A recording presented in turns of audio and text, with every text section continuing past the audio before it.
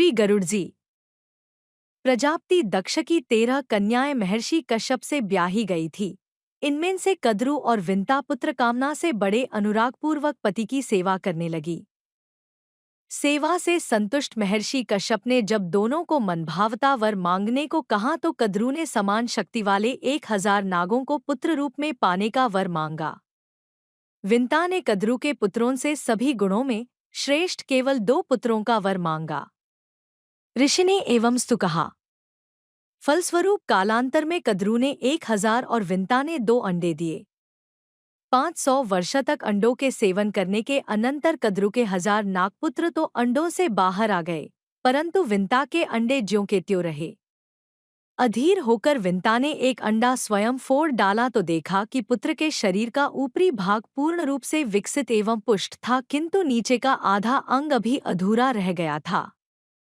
माता की इस नादानी से क्रुद्ध होकर पुत्र ने शाप दिया कि तूने जिस सौत की ईर्ष्यावश आतुरता के कारण मुझे अधूरे शरीर वाला बना दिया, उसी की 500 वर्षों तक दासी बनी रहेगी, और यह तुम्हारा दूसरा पुत्र तुम्हें दासी भाव से मुक्त करेगा। परंतु धैर्य रखना, कहीं आतुरता में इस अंडे को भी नहीं फोड़ देना।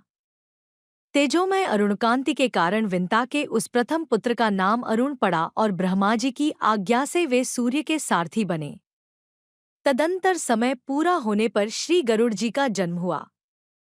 उस समय वे प्रलयकाल की अग्नि के समान प्रज्वलित एवं प्रकाशित हो रहे थे। श्री गरुड़ जी के तेज को न सह सकने के कारण देवताओं ने उनकी स्तुति की तो इन्होंने अपना तेज समेट लिया। कद्रु और कद्रुपुत्र नागों के द्वारा बार बार दासवत व्यवहार किए जाने पर श्री गरुड़ जी ने जब इसका हेतु पूछा तो विंता ने कद्रु के कपट की कथा सुनाई। बात यह हुई कि एक बार दोनों में सूर्य के घोड़े की अथवा क्षीर समुद्र से निकले हुए उच्चैश्रवा नामक घोड़े की पूंछ के रंग के विषय में वाद विवाद हुआ। कद्रु काली बताती और विंता श्वेत। अंततोगत्वा यह निश्चय हुआ कि जिसकी बात झूठी निकले वह दूसरे की दासी होकर रहे। कद्रु की आज्ञानुसार उसके पुत्र नाग घोड़े की पूंछ से जा लिपटे, जिससे वह काली दीख पड़ी। इस चालाकी से कद्रु ने विंता को दासी बना लिया और अनेकों कष्ट दिया करती थी। यह सब जानकर श्री गरुड़ जी ने नागों से कहा कि हम तुम्हारा क्या काम कर दें, जिससे कि मैं और मेरी माता दासभाव से छुटकारा पा जाया। उन्होंने कहा कि हमें अमृत ला दो। श्री गरुड़ जी माता को प्रणाम कर आज्ञा और आशीर्वाद पाकर स्वर्ग में जाकर देवताओं को पराजित कर अमृत के पात्र को लेकर बड़ी तेजी से वहां से उड़ चले। अमृत अपने अधिकार में होने पर भी श्री गरुड़ जी स्वयं उसे नहीं पिए। उनकी यह निःस्पृहता देखकर भगवान विष्णु ने प्रसन्न होकर उन्हें बिना अमृत पान के ही अजरमर होने का तथा अपनी ध्वजा पर स्थित रहने का एवं अपना वाहन बनने का परम दुर्लभ वरदान दिया। अमृत का अपहरण करके लिए जाते देखकर देवेंद्र ने रोष में भरकर श्री गरुड़ जी के ऊपर वज्र का आघात किया, परंतु भगवान से वर पाकर अजरमर हुए गरुड़ जी ने तो वज्र की मर्यादा रखने के लिए मुस्कराकर अपना एक पंखमात्र गिरा दिया। वैंतेय के इस अद्भुत पराक्रम से प्रभावित होकर इंद्र ने वैरभाव का परित्याग कर दृढ़ मैत्री कर ली। श्री गरुड़ जी ने अमृत के संबंध में अपना भाव व्यक्त किया कि मुझे इसको पीना नहीं है। माता को दासीपने से मुक्त कराने के लिए मैं इसे सर्पों को सौंपूंगा, आप उनसे ले लेना। इंद्र ने इस बात से संतुष्ट होकर गरुड़ जी का सर्पों को भक्षण करने में समर्थ होने का अभीष्ट वर प्रदान किया। श्री गरुड़ जी ने अमृत पात्र सर्पों को प्रदान किया, माता को दासीपने से मुक्त किया, स्वयं स्वच्छंद हुए।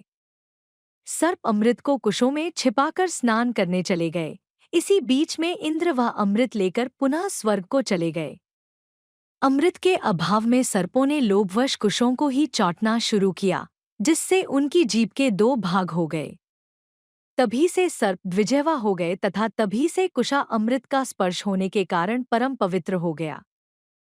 श्री गरुड़ जी ने भगवान सूर्य के पास जाकर वेद पढ़ाने की प्रार्थना की, परंतु इन्हें पक्षी होने के कारण अंधिकारी जानकर सूर्य ने वेद पढ़ाने से इनकार कर दिया।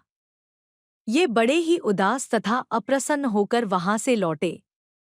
इनकी अप्रसन्नता देखकर सूर्य डर गए कि इनके बड़े भाई अरुण मेरे सारथी हैं, कहीं यह उन्हें भी लेकर चले गए तो मेरा सब काम ही बंद हो जाएगा। अतः पुनः गरुड़ जी को बुलाया, परंतु इन्होंने तो तप के द्वारा वेदज्ञान प्राप्त करने का निश्चय कर लिया था, अतः वापस नहीं लौटे। तब सूर्य ने स्वयं बिना तप किए ही तप फलस्वरूप समस्त वेद का बोध होने का वरदान दिया और यह भी कहा कि आपके पंखों से निरंतर सामगान की ध्वनि होती रहेगी। श्री गरुड़ जी सर्वात्मना भगवान की सेवा में तत्पर रहते हैं। आपकी सेवाओं का स्मरण करते हुए श्री स्वामी यामुनाचार्य जी कहते हैं, दासा सखा वाहन मासनम ध्वजो यस्ते वितानन व्यजनम त्रयीमय उपस्थितं तेन पुरो गरुत्मता त्वदंघ्र समर्दकिणांकशोभिना। अर्थात ऋक्, यजुः, सामवेदरूप वेदत्रयी जिनका स्वरूप है, जो आपके चरण कमलों के संघर्ष के चिन्ह से अंकित शरीर वाले हैं, जो समय समय पर आपके दास, सखा, वाहन, आसन, ध्वजा, वितान तथा पंखा बनकर आपकी सेवा करने के लिए सदा तत्पर रहते हैं, वे गरुड़ जी आपके आगे खड़े रहते हैं। गोस्वामी श्री तुलसीदास जी ने भी श्री गरुड़ जी को महाज्ञानी गुणराशि, हरिसेवक, हरि के अत्यंत निकट निवास करने वाला कहा है। यथा गरुड़ महाज्ञानी गुणराशि, हरि सेवक अति निकट निवासी, भगवान ने अपनी विभूतियों का वर्णन करते हुए श्रीमद् भगवद गीता में अपने आप को पक्षियों में वैन्तेय बताया है। यथा वैन्तेयश्च पक्षिणाम।